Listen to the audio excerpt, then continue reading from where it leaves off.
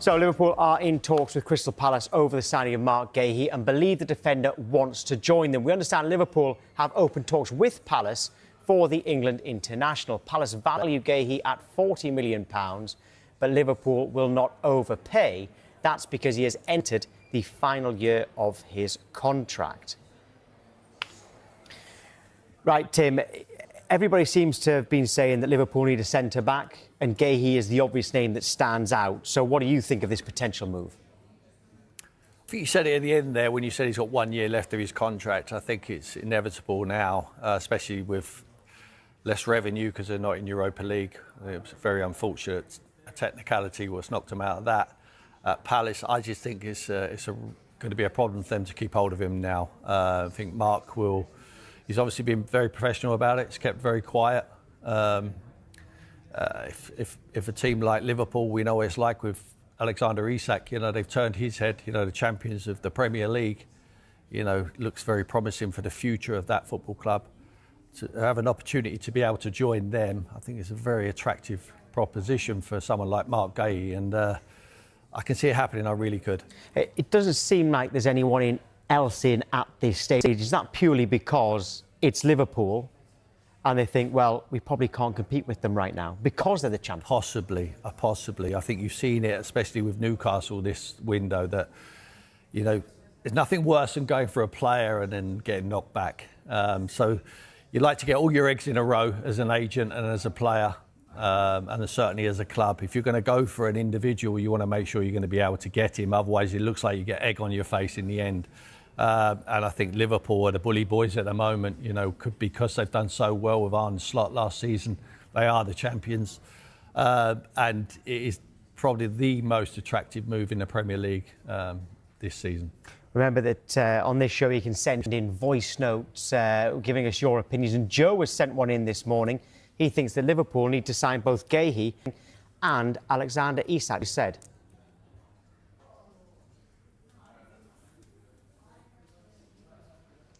This is Joe from Athy in Kildare in Ireland, and I think on the subject of Marc Guehi being the most important signing for Liverpool, I think from the Charity Shield, that was definitely a priority that we needed to address, so it's good to see that we're addressing it, but I still think we're short up top, as it showed when Ekitike came off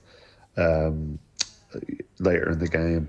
So I think if we can get another forward, preferably Isak, over the line, and Guehi, both deals will be very important. Both deals very important, Joe says, Tim, and you've said how important the Guehi deal would be. I mean, getting that centre-back in, yes, but they have signed, Wirtz, Ekitike, they're still after Isak. Would he really be the most important one for them? For me, the most important one is Alexander Isak.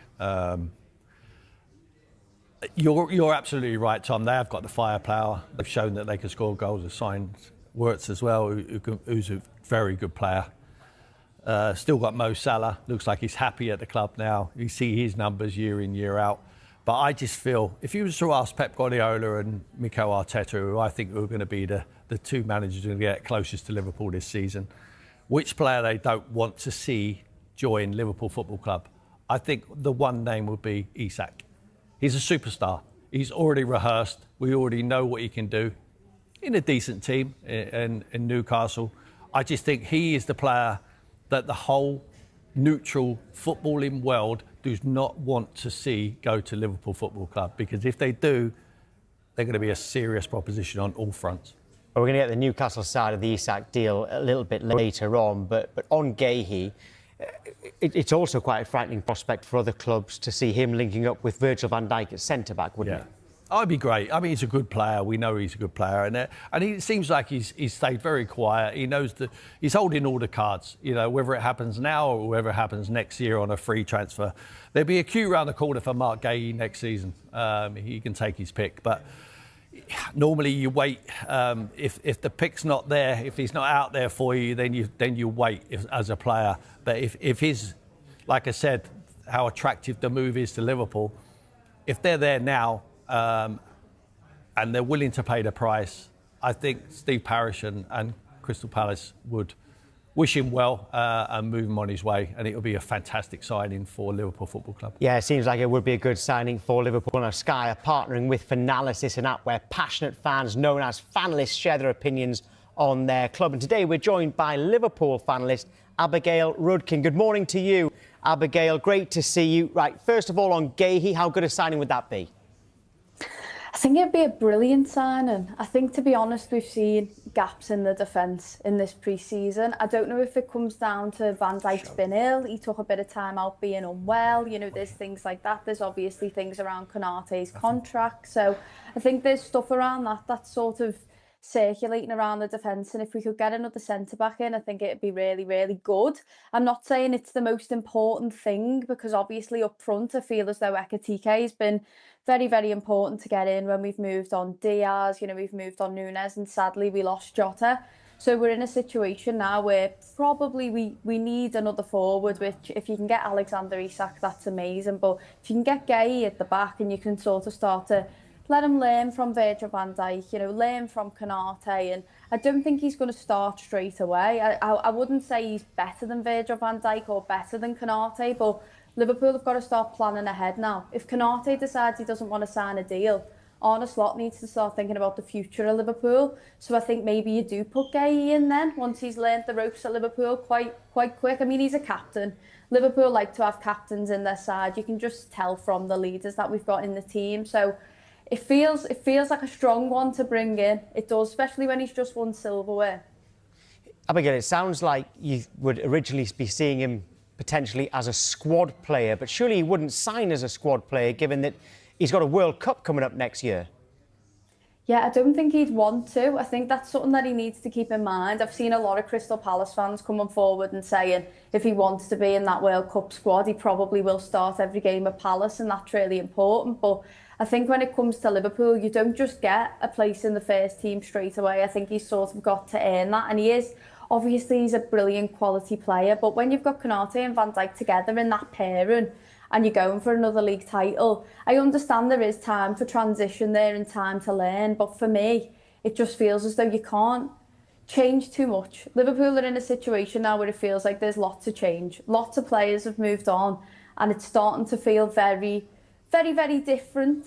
And I don't know if I'd be willing to just straight away be like, OK, well, swap Konaté out there then and, you know, make those changes. So I think it'd be a steady transition. Even Alexander Isak, to be honest. I mean, a lot of people are saying he goes straight in. I'm not 100% convinced that he goes straight in if we sign them before the league starts. I think that maybe you do give Ekitike that chance. So I don't know. It's one of those things that we'll have to see. I know a lot of people will disagree with me on the Isak thing.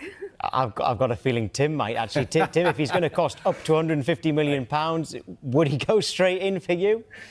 I think he goes straight in because he hasn't got to get used to the Premier League. He's already got used to that. We know he's a prolific goal scorer in a team which wasn't as good as Liverpool, where he's going to get so much firepower and service in and around him. I'd just like to ask Abigail, if you had one choice, Abigail, who are you taking? Are you going to take in Guehi? You can only have one. It looks like you don't want either of them, by the sounds of it. But if you could have Isak or Guehi, who are you taking right now? I mean, that's a bit of nonsense, because I want them all. I want both of them. If I could have all of them, I'd be very happy.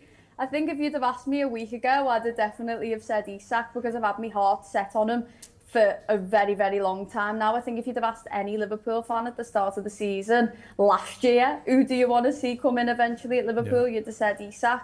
But now, after I've seen a few cracks in the defence over the pre-season, I'm sort of starting to think we definitely need Guehi. But if you have an opportunity as a football club to sign the best striker possibly in the world, maybe even in the world right now in Alexander Isak, you've got to go and do that. And you never know, Guehi might run down his contract at Newcastle, and then we can go and get him for a free next season when, you know, Konaté decides to move on by the looks of it. So I would say Alexander Isak, if you've got that money sitting there to go and sign him, and we'll stay within PSR with that, I think you've got to go and sign Isak more than going to get Guehi. I do think that option would still be there in a year's time. Yeah, I agree with you. I just think the biggest rival to you this season for me is going to be Arsenal. And I would say if they was to sign Alexander Isak, it would give you a real problem to win the Premier League. So Yeah. to take him to your football club almost sets you apart from anyone. I just think the rest of them might as well pack their bags and go home.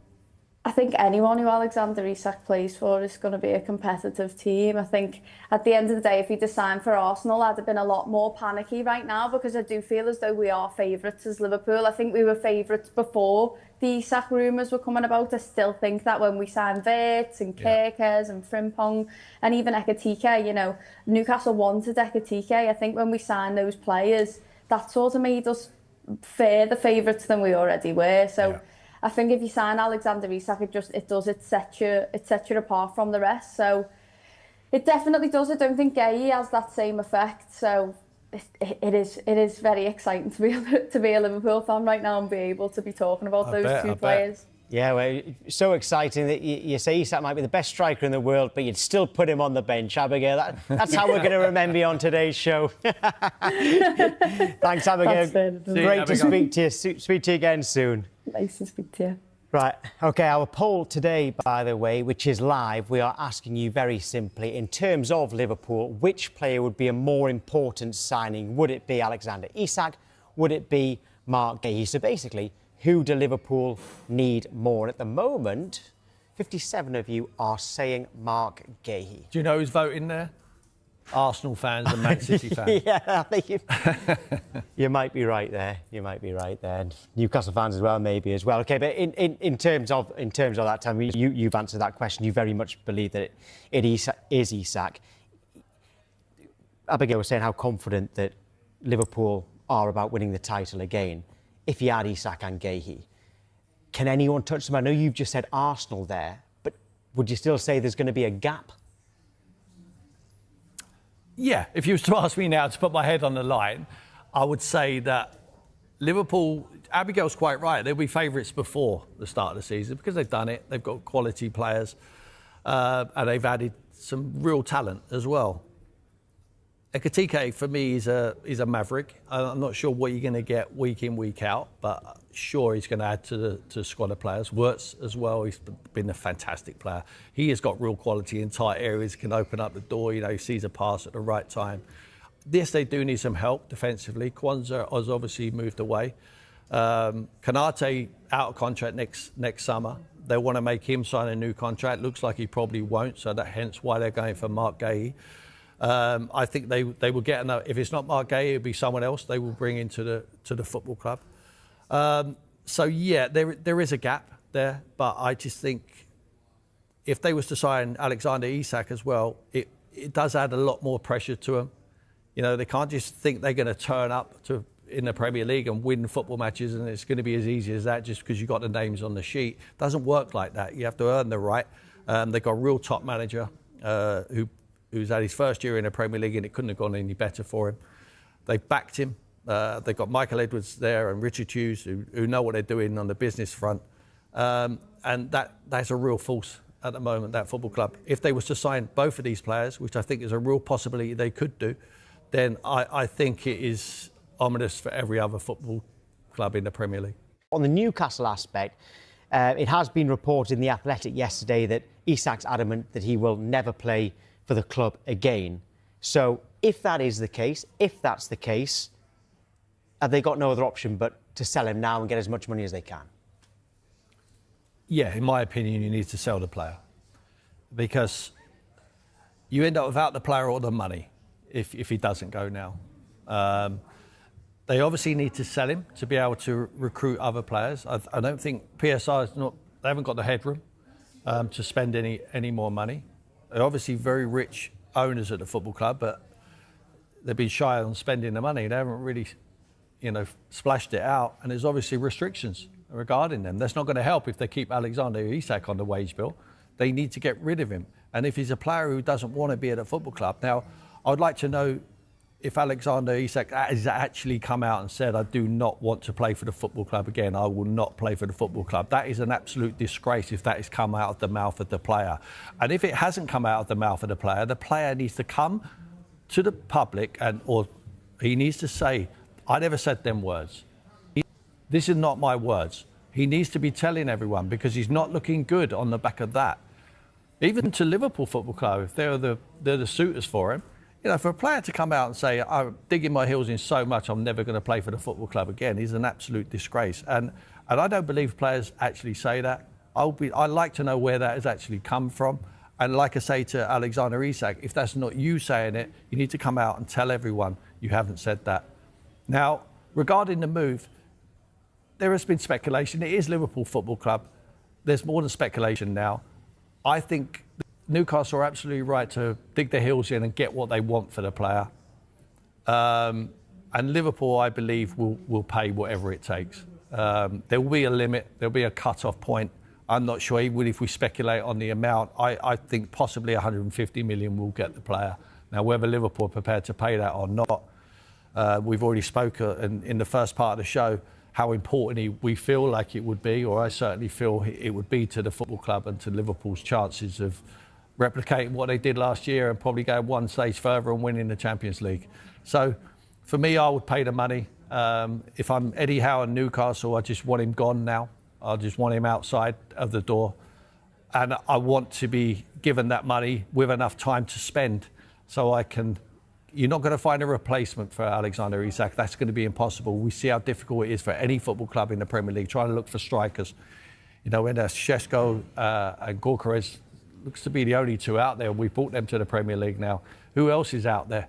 Who else is out there? Don't try and find a replacement. I think Eddie Howe knows that, yes, he might need to go and find a striker, but you're not going to spend the whole pot, what you bring into the football club for Alexander Isak.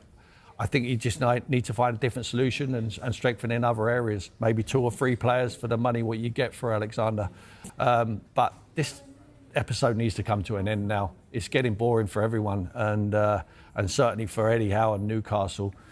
For the future of their football club. They had a very good season. They like to progress on that. It's going to be very difficult without your top striker, who was so influential for them. But that's football. It's not changed. It's always been the same. And let me just tell everyone out there that I honestly believe that there's no loyalty in football. There's no loyalty from players. There's no loyalty from clubs either. The only loyal people in this game are the fans, the people who are contacting us today and the people who are out there and are paying their earn money to go and pay and watch their team play every week. Unfortunately, there's no loyalty from players, managers, or clubs themselves. The fans are the loyal ones. That is the industry we're in. Unfortunately, is for me to say that.